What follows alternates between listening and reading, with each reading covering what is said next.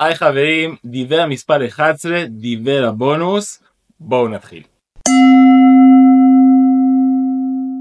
לפני שאספר לכם במה עוסק הדיבר ה-11, אני רוצה לספר לכם סיפור מהילדות. אני זוכר שהייתי בערך בן 5 ושידרו בטלוויזיה ב-10 בלילה סרט שממש רציתי לראות. באותה תקופה לא היה VOD או נטפליקס או אינטרנט. באותה תקופה כשהכבלים היו מחליטים שמשדרים סרט, זאת הייתה ההזדמנות לראות את הסרט. ולא יכולת לדעת מתי ישדרו אותו שוב פעם, אם בכלל. אז הייתי בן 5 בערך וממש רציתי לראות את הסרט. אבל לפני שהתחיל הסרט, אני מתחיל להבין שאני ממש עייף. ואני מתחיל לחשוש שאני ארדם לפני הסרט או תוך כדי. ואז לקום בבוקר ולהבין שלא סיימתי לראות את הסרט.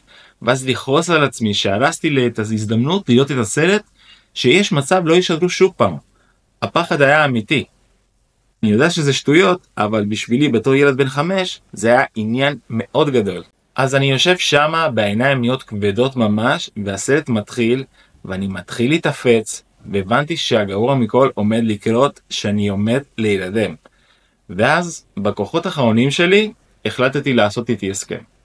קבעתי עם עצמי שלמחרת, אם אקום ואבין שנרדמתי תוך כדי הסרט, אני לא ארד על עצמי. כי ידעתי כמה באמת רציתי את זה. כמה באמת ניסיתי להישאר ער. מיותר להגיד שתוך שנייה כבר הייתי בחלום התשיעי. אבל מה שחשוב פה זה שלמחרת אכן חיוויתי את ההסכם שעשיתי עם עצמי ולא ירדתי על עצמי. ועל זה מדבר הדיבר ה-11. על הסכמים בינך לבין עצמך. בין מי שאתה היום לבין מי שתהיו מחר. כדי שההסכם הזה תצא לפועל צריך רק דבר אחד. מבלי להתפשר על הצרכים שלכם ועל הרצונות שלכם, שמי שאתם בהווה יתחשב במי שתהיו בעתיד. בתמורה, מי שתהיו בעתיד לא ישפוט אתכם על החלטות עבר ואפילו יעמוד מאחוריהם. ההסכם הזה הוא ווין ווין לכולם, למי שאתם היום ולמי שתהיו מחר.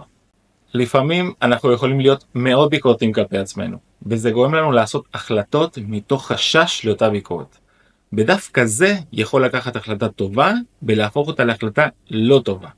תחשבו על זה בפעם הבאה שמחשבות על חלטה עתידית עולות לכם, לא רק בקשר לקעקועים, בכל דבר בחיים. תבטיחו לעצמכם לקבל את ההחלטות הכי טובות שאתם יכולים, תוך התחשבות במציאות, ברצונות שלכם ובמי שאתם תהיו בעתיד. בתמורה, הגרסה הטבעית שלכם תודה לכם על ההשתדלות ותתמוך בהחלטות שעשיתם. אני ממש מקווה אהבתם את הדיבר ה-11, אני באופן אישי מאוד מתחבר אליו ומשתמש בו בכל צומת דרכים בחיים שלי. הדיבר הזה עוזר לי לקבל החלטות עם ביטחון ובלי חרטה. לא רק בקעקועים, אלא בכלל. חברים, אני רוצה להודות לכם שהייתם איתי לאורך כל הסרטונים האלה, ומקווה מאוד שעזרתי לכם להתקרב אפילו בקצת לקעקוע המושלם הבא שלכם. אני מרגיש מאוד קרוב אליכם, ויותר מאשמח שבעתיד הקרוב ניפגש פנים מול פנים. אם אתם מתכננים להתקעקע, או מנסים להיסגר על מה לעשות, או אפילו אם אתם כבר מוכנים, אני רוצה להזמין אתכם לסטודיו שלי, ושנבדוק ביחד איך אנחנו מגשימים לכם את הקעקוע המושלם. בלינק למטה אפשר לקבוע ייעוץ איתי, כמו שצריך, בלי הסחות דעת, ועם הרבה הקשבה. מי שמתקשה להגיע יכול גם לקבוע פגישה בזום, זו לגמרי אופציה. אני מזמין אתכם לבוא, ושנעשה את כל ההחלטות הנכונות ביחד. בואו ניפגש, ונעוף ביחד על הקעקוע הבא שלכם. תודה על זמנכם, נתראה בקרוב, אני מחכה לכם.